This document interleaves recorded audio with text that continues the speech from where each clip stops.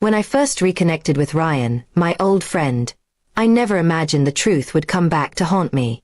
It started innocently, a message on social media, a few polite exchanges about how life had changed since college. My husband, Daniel, noticed me smiling at my phone one night and asked who it was. I said, "Just an old friend." That small lie planted the first seed of disaster. At first, it was harmless. Ryan and I talked occasionally, sharing stories about our jobs, our families, and random memories from the past. But deep down, I knew I was hiding something important. Ryan wasn't just an old friend.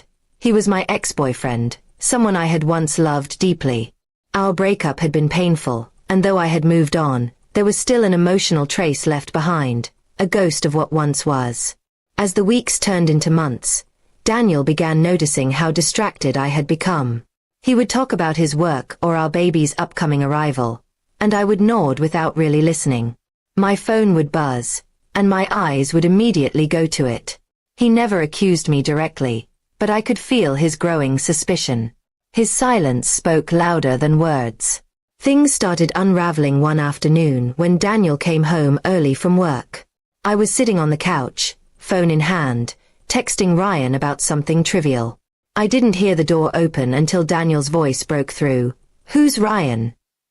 My blood froze. I stammered. "He's just an old friend from college." He stared at me for a long moment, then said quietly, "Old friend or something more?" That night, we argued.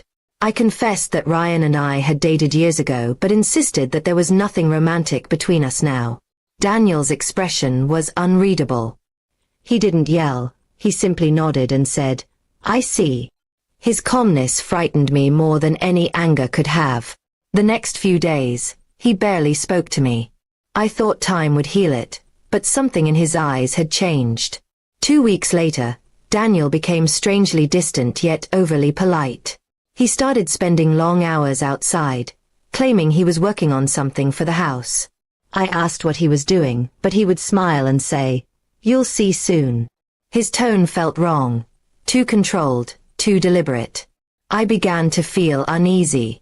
Then one evening, I saw a message pop up on his phone while he was in the shower. It was from someone named Tom. "Everything's ready. Just say when." My heart raced. I didn't know who Tom was, but the message sounded serious. I asked Daniel about it, but he brushed it off with a tight smile. "Just a surprise," he said. Days passed, and Daniel's behavior became more unpredictable. He cleaned the garage, checked our finances, and made quiet phone calls late at night.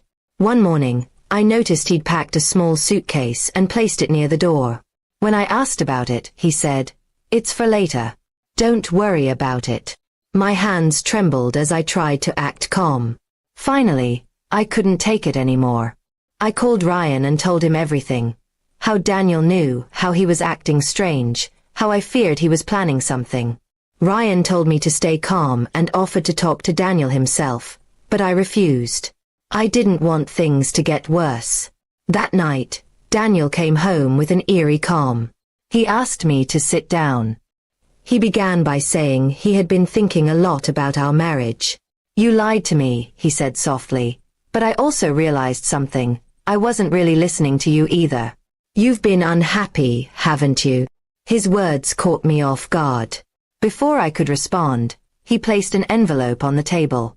"This is for you," he said. Inside was a ticket to a nearby cabin and a note, "Take time to think. I'll be here when you're ready to be honest. With me and with yourself." Tears filled my eyes.